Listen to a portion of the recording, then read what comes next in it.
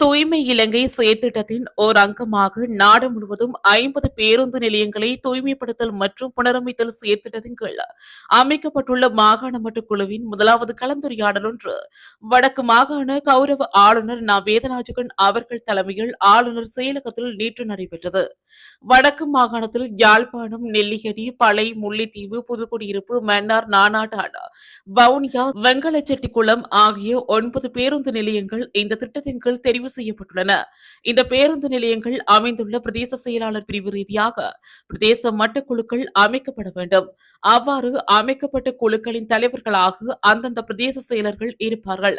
இந்த திட்டத்தில் உள்வாங்கப்பட்டுள்ள பேருந்து நிலையங்களின் அடிப்படை வசதிகள் உள்ளிட்ட அனைத்து விதமான வசதிகளின் மேம்பாடுகள் விரிவாக்கம் தொடர்பிலும் அவற்றை மதிப்பீடு செய்து அறிக்கை தயாரிக்குமாறும் பிரதேச மட்ட குழுவில் அவற்றை ஆராய்ந்து அதன் பின்னர் மாகாண மட்ட குழுவில் அதனை சமர்ப்பிக்குமாறும் ஆளுநர் இன்றைய கலந்துரையாடலில் குறிப்பிட்டார்.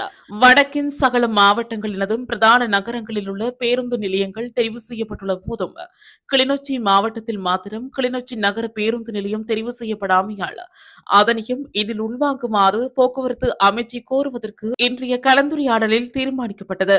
அதேபோல முல்லைத்தீவு மாவட்டத்தில் முல்லைத்தீவு நகர பேருந்து நிலையம் நகர அபிவிருத்தி அதிகார சபையின் நிதி ஒதுக்கீட்டில் அபிவிருத்தி செய்யப்பட உள்ளமையால் அதற்கு பதிலாக மாங்குளம் பேருந்து நிலையத்தை இந்த திட்டத்தில் உள்வாங்குவது தொடர்பிலும் நேற்றைய கூட்டத்தில் ஆராயப்பட்டு அது தொடர்பான கோரிக்கையும் முன்வைக்க தீர்மானிக்கப்பட்டது.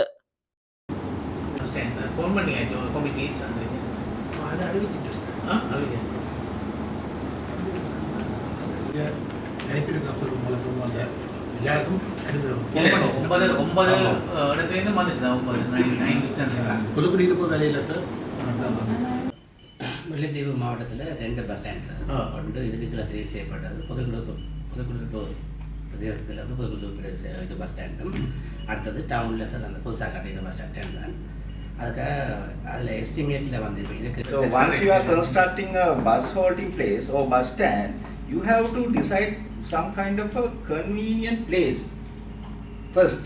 So otherwise, another thing is we have to sort out that the dispute between the public and the private transportation mechanism.